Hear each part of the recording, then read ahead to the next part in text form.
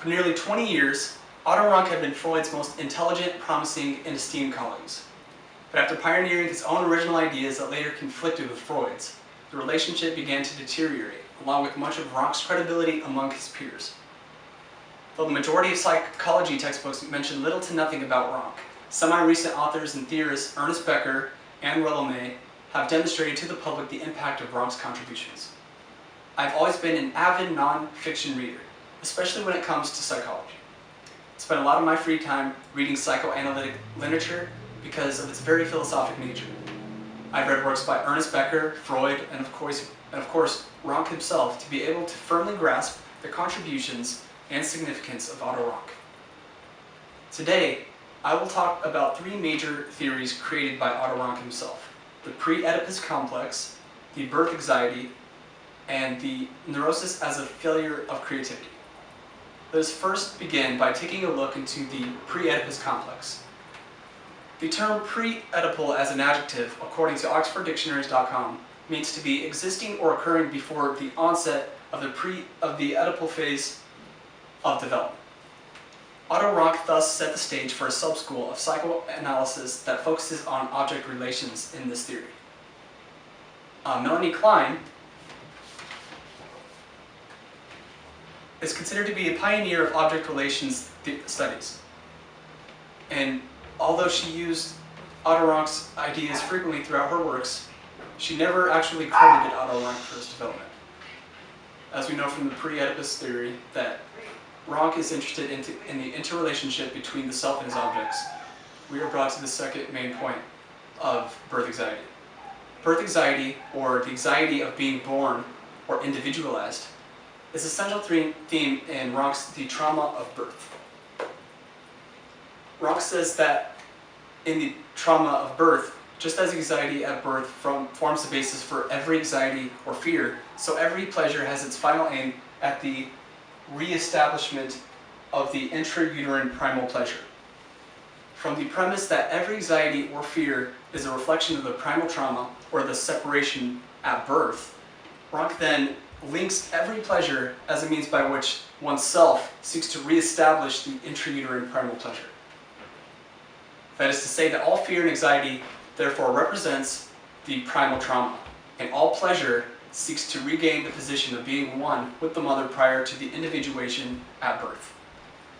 Thus, also, all sexual love attempts to partially re-establish the primal pleasure between mother and child. This sexual love reaches its climax in mating between two beings. Sexual love is made possible by the sexualization of the genitals. According to Ranke, this is to transfer the original, that is to say the intrauterine, possibility of pleasure to the genital outlet, which is charged by anxiety, and there to reopen a former source of pleasure buried by repression. This concept of anxiety has always been a key role in Rankean theory. And since anxiety is oftentimes linked to neurosis in the psychoanalytical world, let us examine the theory of neurosis as a failure of creativity. Neurosis as a failure of creativity is a concept throughout the majority of the works published by Ranke. The well-adjusted or average man contrasts with the neurotic man by the practice of partialization, a concept within psychoanalysis. Otto Ranke states in his book, Truth and Reality, that the average well-adjusted man creates his reality, as it were, from his truth that constitutes his reality as being what is generally accepted as truth within society. Ranke says that the average well-adjusted man, adapted to reality, finds the justification of his individual will in the similarly adjusted wills of the majority. The neurotic man cannot accept the general truths or norms, but he also cannot affirm the ideals that correspond to his own self. Thus, as Ranke says, the neurotic man defends himself against every kind of internal or external compulsion. The neurotic man lacks the capacity for production or creativity of the artist and average types. The neurotic takes in the whole of reality which contrasts to the partialized world of the well-adjusted man. According to Ernest Becker, in his book, The Denial of Death, and as seen here,